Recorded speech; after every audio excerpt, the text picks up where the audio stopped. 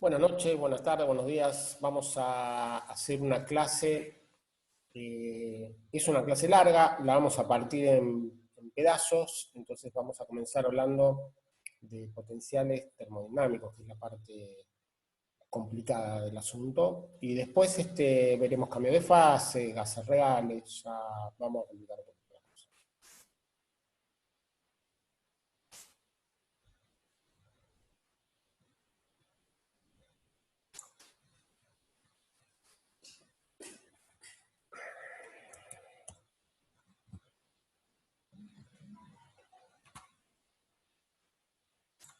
Bien, entonces empezamos con potenciales termodinámicos. Em, Creo que ha quedado muy claro en la parte teórica, no sé si hace falta decir más sobre la parte matemática, o sea, cómo se hacen estas transformaciones de Legendre, pero el hecho es que vos acá ves una variable que te molesta, por ejemplo, y decís, bueno, esto me lo quiero sacar de encima. Vos, por ejemplo, no tenés en el laboratorio un aparato que mida la entropía. Entonces, sí, bueno, ¿cómo hago para sacarme esto? Y buscas algo que tenga esta derivada, o sea, que tenga este término TdS, y decís, bueno, le agrego algo, le sumo algo que tenga menos TdS. Y si le sumo eso, va a seguir siendo un... O sea, si vos tenés una función de estado y le sumás o le restás una función de estado, vas a seguir teniendo funciones de estado. Entonces, teniendo esta expresión para la energía, simplemente restándole TS, nos queda la energía menos TdS menos SDT, y milagrosamente el T y el T se va y nos queda una función de estado que ahora depende de la temperatura y del volumen.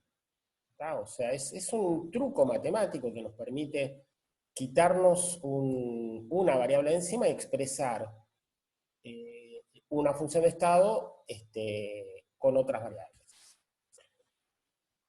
Eh, lo importante de esto, veamos, antes de ver toda la parte física de eso, ¿no? Sigamos un poquito más con la matemática, terminemos este aspecto. Bueno, las derivadas parciales, por supuesto que tenés que menos la entropía es la derivada respecto a la temperatura, y menos la presión es la derivada respecto a la presión, ¿no? O sea, ya tenemos acá una expresión muy importante que nos permite obtener tanto la entropía como el volumen, como la presión.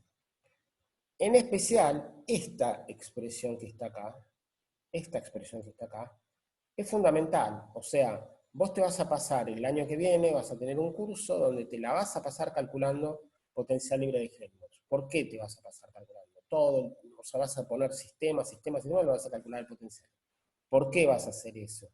Porque si vos agarrás esa expresión y la derivás, la escribís como función del volumen y la temperatura, ¿sí?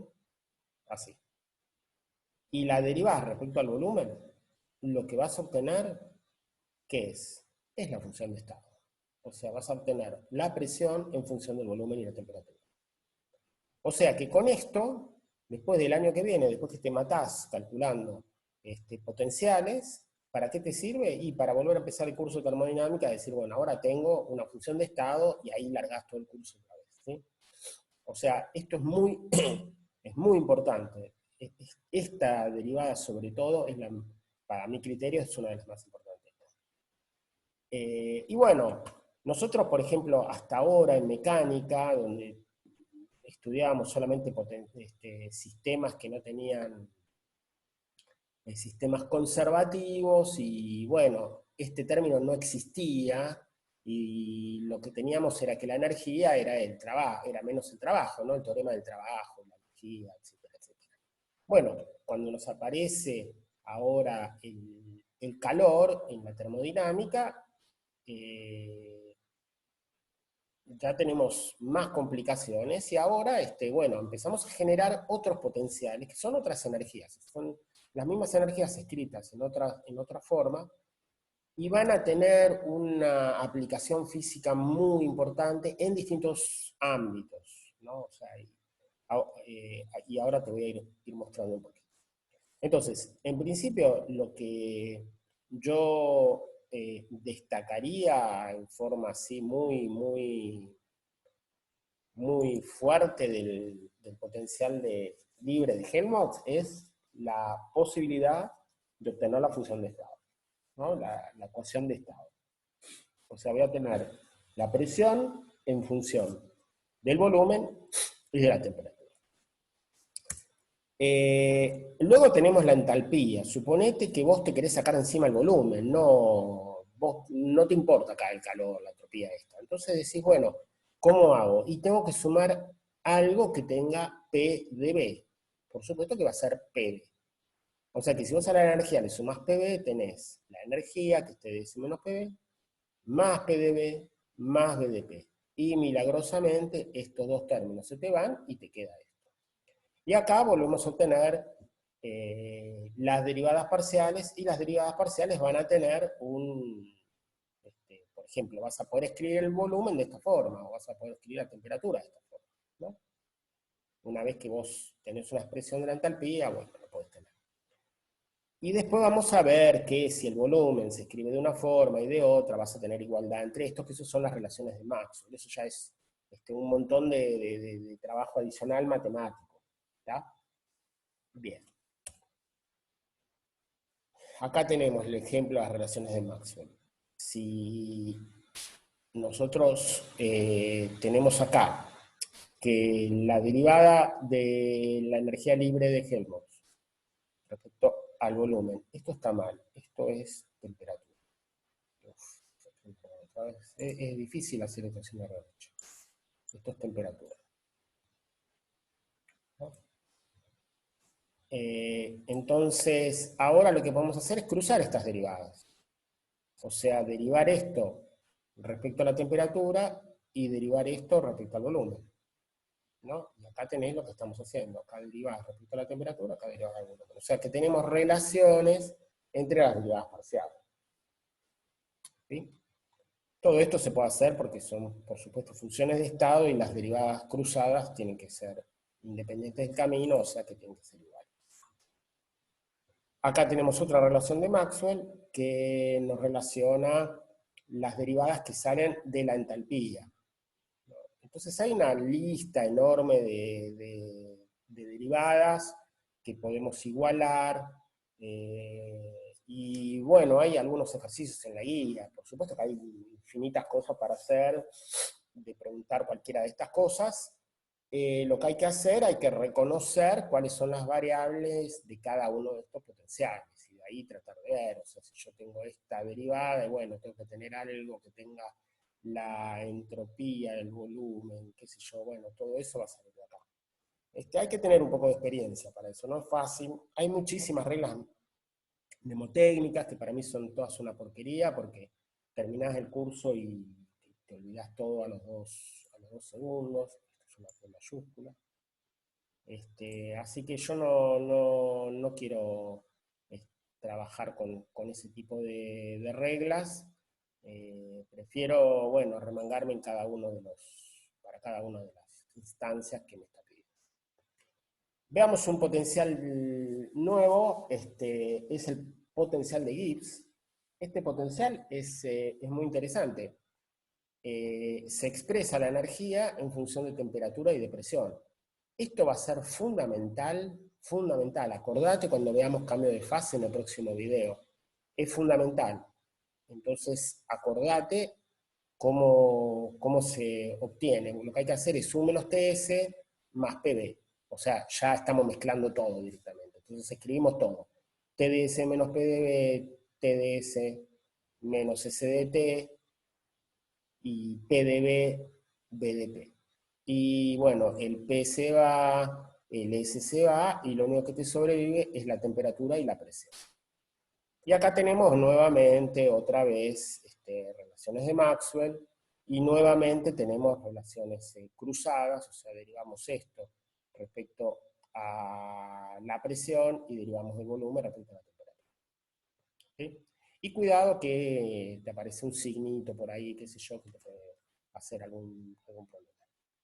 O sea, esta es la parte matemática, ¿no? De que nos permite trabajar con derivadas, encontrar derivadas cruzadas, encontrar relaciones. Por ejemplo, no sé, suponete que en algún momento te pregunta esta derivada y vos decís, ¿pero dónde saco esto? Bueno, es re fácil. Acá es acá. ¿Está? O sea que muchas veces uno no tiene idea cómo encontrar algo, pero bueno, esta derivada debe ser mucho más fácil. Si sé la función de estado, la voy a sacar. Por ahí no precisamente esta, pero por ahí la inversa de esto la voy a sacar. Acá otra vez una P mayor. Bueno, ya voy a corregir esto cuando se los dé, ¿eh? Bien, vamos un poquito ahora a la física. Vamos a ver un poco de cuestiones físicas que van a destacar a cada uno de estos potenciales. Empecemos con la entropía, ¿no? La entropía, bueno, ya tuvimos toda una clase, hicimos una discusión tremenda, y lo que vimos es que la entropía solamente puede aumentar en procesos aislados, y por supuesto que cuando llegas al equilibrio la entropía tiene que ser máxima, ¿no? O sea, ¿por qué tiene que ser máxima? Porque el equilibrio quiere decir que a cada lugar que te vas a mover te va a volver a llevar al mismo estado, ¿no? O sea, si vos te moviste de ahí, si estás en el máximo, vos bajaste la entropía. Entonces el tipo va a volver al estado de máxima entropía, ¿sí? Exactamente lo que dice acá. Si no fuera así, sucederían procesos espontáneos hasta alcanzar el máximo. O sea, la entropía es máxima en el equilibrio. Bueno, esto no sé por qué lo puse acá, pero va a aparecer en otro lado. Y ya lo puse también en una charla anterior. Lo que te había dicho es que nosotros siempre ponemos el trabajo como un trabajo termodinámico, ¿no? Y nunca, siempre dijimos, bueno, cualquier cosa que haya, vos tenés una usina atómica, que eso no importa, es un émbolo, es un pistón, presión de... Bueno, en realidad, ¿por qué dijimos eso? Porque cualquier otro tipo de trabajo se va a escribir como una intensiva por un diferencial, eh, por una, perdón,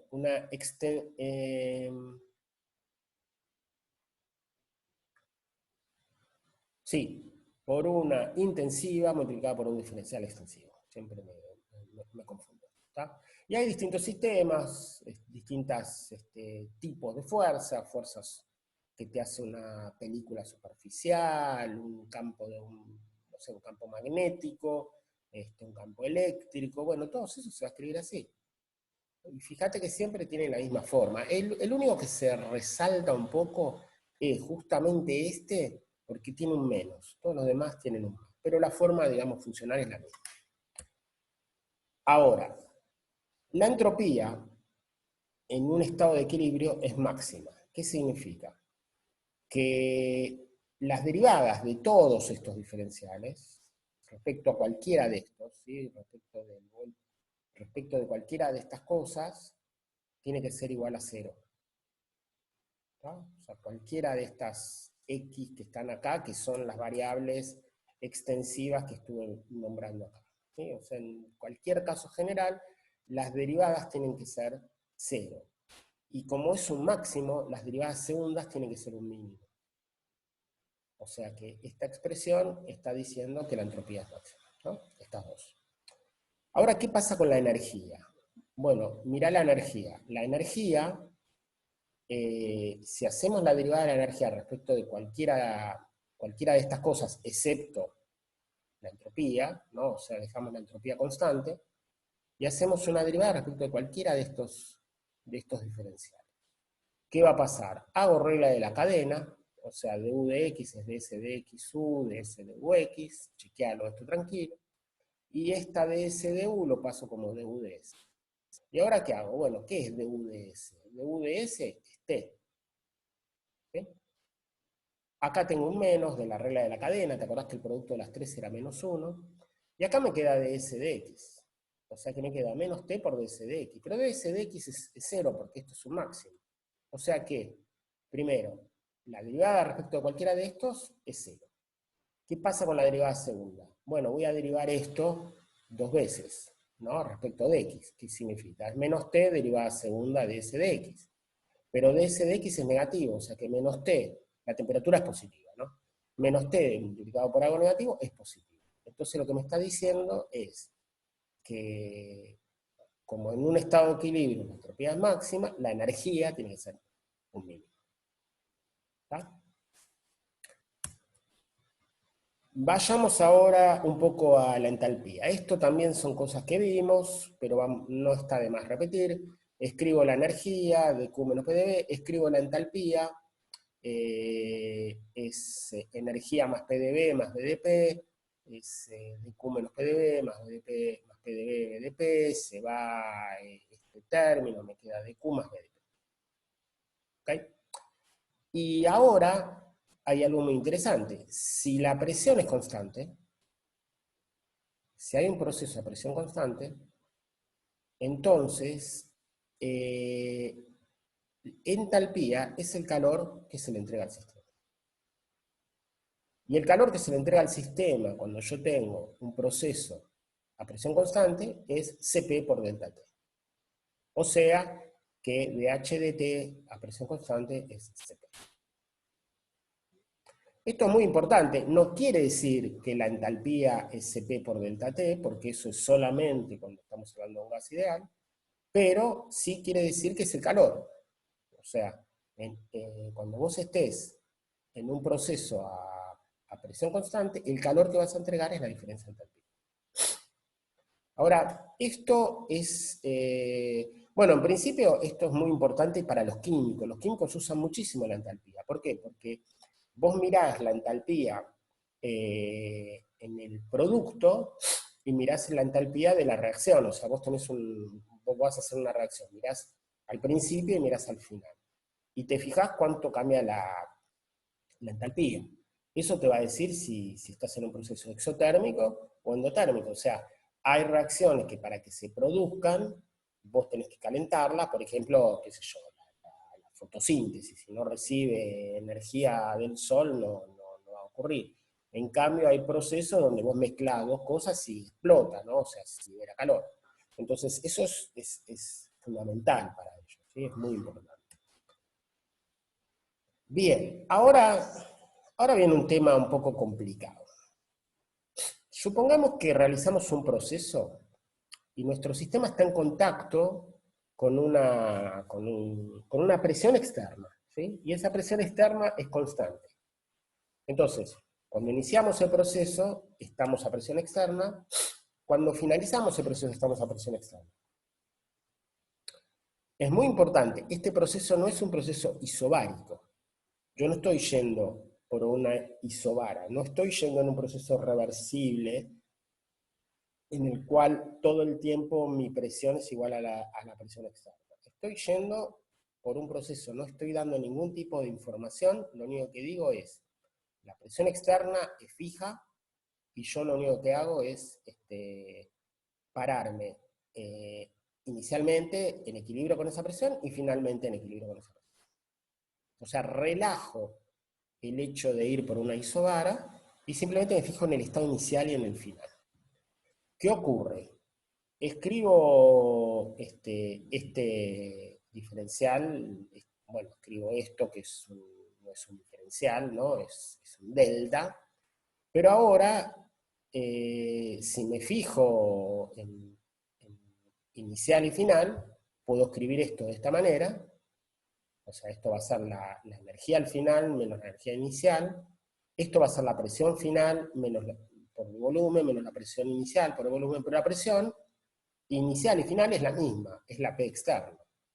Entonces ahora escribo UF más PBF, UI, PBI, y lo que me queda es entalpía final menos entalpía inicial. Y acá tengo algo increíble. Lo que me dice es que un proceso que tenga esta característica, que tenga una presión inicial y una presión final igual a la presión externa, el calor va a ser el mismo, porque la entalpía es una función de estado. Entonces va a ser la entalpía final o la entalpía inicial. Siempre va a intercambiar la misma cantidad de calor a pasar de estado inicial al final, cualquiera sea el camino. ¿Y por qué digo que es raro esto? Y porque fíjate este gráfico. Vos vas a ir de A a B. A y B están a la misma presión. y vos vas de A a B, los dos tienen la presión esta externa, bueno, te está diciendo que el calor va a ser el mismo por todos estos procesos. Y lo que te está diciendo también, bueno, yo sé que la energía es la misma, el calor es el mismo, el trabajo claramente no es el mismo. Entonces acá hay algo raro que te lo dejo para que pienses nuevamente, ¿no? Te estoy diciendo algo mal, porque, bueno, no sé, o está esto mal, o está esto mal, algo está pasando, ¿no? Y te lo dejo para pensar. Como siempre, ¿no? Que me gusta dejarte cosas para que pienses. Ok, vamos a la energía que dice acá. Cuando un sistema realiza un proceso entre dos estados de equilibrio, esto es el trabajo que realiza el proceso, el trabajo que hace el sistema, no, que realiza el sistema durante este proceso es U1 menos U2 más Q. Esto lo podés chequear. ¿Por qué? Porque U1 menos U2 es cuánto disminuye la energía y Q es el calor que vos le das. O sea, si el trabajo se hace a expensa de una disminución de energía y con una fuente que le proporcione calor. Si tenemos una única fuente de calor, solamente una fuente, la entropía del universo va a ser la entropía del sistema más la entropía de esta fuente, de este reservorio. La entropía del sistema, el cambio de entropía es S2 menos S1, y este es el reservorio. Ahora, la entropía del reservorio es menos Q sobre T. Esto es lo que cambia de entropía al reservorio. Este es el calor que le da el reservorio al sistema. Entonces, cuando le da calor al sistema, está perdiendo entropía, está bajando la entropía. Y si escribimos acá menos Q sobre T y lo pasamos para acá, va a ser Q sobre T, y si multiplicamos por T nos queda esta ecuación simple. ¿Está? O sea, lo que estamos viendo es que T por S2 menos S1 es mayor, o que el calor es menor a T S2 menos S1. Recordemos que esta T es única, ¿no? Es una única fuente. Ahora, ¿qué pasa con el trabajo? ¿No? El trabajo que hace el sistema. El trabajo que hace el sistema, recordamos, es 1 menos U2 más Q. Bueno, pero esto, Q es menor a esto, entonces es menor a 1 menos U2 más esto, y ahora ordenamos estas cosas, y lo que nos queda es que es F1 menos F2. O sea, lo que nos está diciendo la energía libre de Helmholtz es que nos pone un límite a la cantidad de trabajo que vos podés obtener. ¿De qué estamos hablando? Nuevamente, son dos estados que están a la misma temperatura, ¿sí? Y solamente recibís calor de una única fuente, de esa fuente térmica. Por ejemplo, no sé, el ambiente, ¿no? Vos estás en contacto con el ambiente. Al principio estás en contacto con el ambiente, al final también estás en equilibrio, estás a esa temperatura, o sea, inicial y final tenés la misma temperatura, pero no te está diciendo nada que pasa en el medio. No es una isoterma. ¿Sí? Cuando es una isoterma, ¿de qué estamos hablando? Cuando es una isoterma, estamos hablando de un sistema, de un proceso reversible, y en ese caso haces todas las cuentas de vuelta y te va a dar que en todos los lugares donde pusimos menor o igual va a ser igual, ¿no? O sea, en ese caso, digamos, el límite, la cota superior, te la va a dar el camino reversible por la isoterma. O sea, vos podés calcular cuánto es el trabajo que hace el proceso en un camino reversible, en una isoterma reversible, y cualquier otro trabajo que hagas en cualquier otro proceso que vaya desde esos dos puntos, de ese punto inicial a ese final, va a tener un trabajo que va a ser estrictamente menor. O sea que la igualdad se da en el proceso reversible. Bien, volvemos a esta cuestión de que no solamente tenemos trabajos, sino que tenemos un montón de otros trabajos, y todos esos trabajos se los va a llamar AT, A viene de Arbeit, Arbeit es trabajo en alemán, ¿no? Entonces, vamos a llamarlo a esto como trabajo que no es el trabajo termodinámico. O sea, el trabajo termodinámico va a ser PdV, pero aparte tenés otros trabajos, ¿sí? Y ahora la novedad que tenemos es que tenemos tanto la temperatura como la presión, o sea, tenemos una fuente de temperatura, una única fuente de temperatura, y tenemos una presión externa constante. No estamos yendo, por supuesto que no por una isoterma, no por una isobara, pero sí estamos yendo por unos puntos que tienen esa característica, ¿no? O sea, tenemos una única fuente térmica, al principio estamos en equilibrio con esa fuente, al final también, tenemos una única presión externa, que es constante, y bueno, el sistema se desarrollará ahí.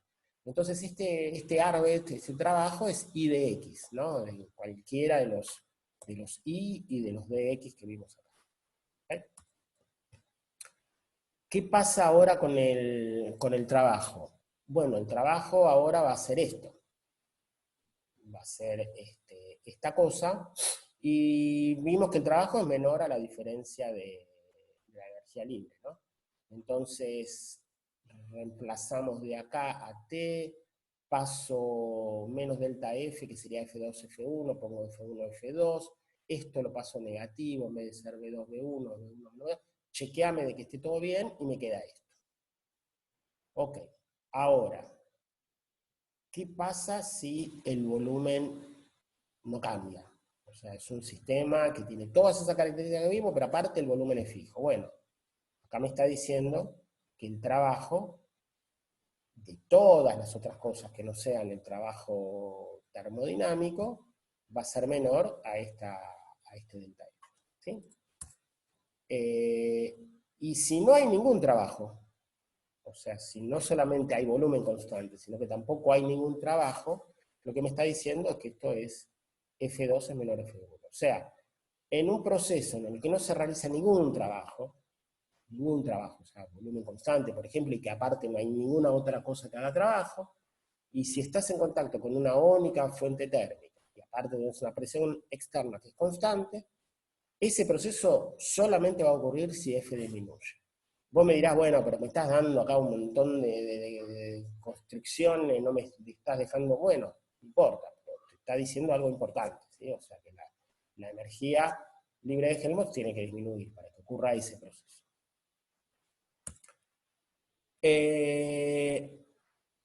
Ahora, sigamos viendo esto. Le pongo acá una P, presión constante, y lo que nos queda es esto mismo que vimos recién, ¿no? Acá le pongo P constante, ¿no? O sea, esto que está acá. Y esto se puede escribir, lo abrimos, U menos TS, U menos TS, me queda PB, y ahora juntamos todo. ¿Para qué juntamos todo? Para que me quede G, porque lo que estoy viendo, que lo que dice toda esta cosa es G1 menos G2. O sea, que el trabajo es G1 menos G2. Es menor, ¿no? O sea que acá vuelvo a encontrar ahora una expresión similar a la que encontré antes, que el trabajo termodinámico era menor a la diferencia de la energía libre de Helmholtz. Bueno, acá me dice que la función de Gibbs establece un límite superior al trabajo distinto de PdV, ¿no? O sea, en cualquier proceso que tenga lugar entre dos estados de equilibrio, que estén a la misma presión, con una presión externa constante, que tengan una única fuente térmica, ok, en esos casos no vas a poder producir un trabajo que sea mayor a esta diferencia. Eso es una condición importante que también me está diciendo, bueno, mira, más allá del trabajo termodinámico, no hay ningún otro trabajo que puedas hacer, y en el caso de que el trabajo sea PdV, el AT es cero, ¿no? Por lo tanto, solamente puede ocurrir cuando la energía esta de Gibbs disminuya. Nuevamente, son todas operaciones matemáticas que estamos haciendo para mostrar características que tienen estos potenciales, ¿no? Entonces uno sabe en qué condición está trabajando, y en base a eso tiene estas reglas que son muy importantes porque determinan los estados que pueden producirse. Bueno, con esto terminamos esta primera parte. Hay un montón de cuentas que te pido que las revises. Yo voy a corregir ahora todo lo que me quedó para corregir de pequeños errores chiquititos. Y después seguimos con cambio de fase, y ahí vamos a tener otras aplicaciones importantísimas de estos estados.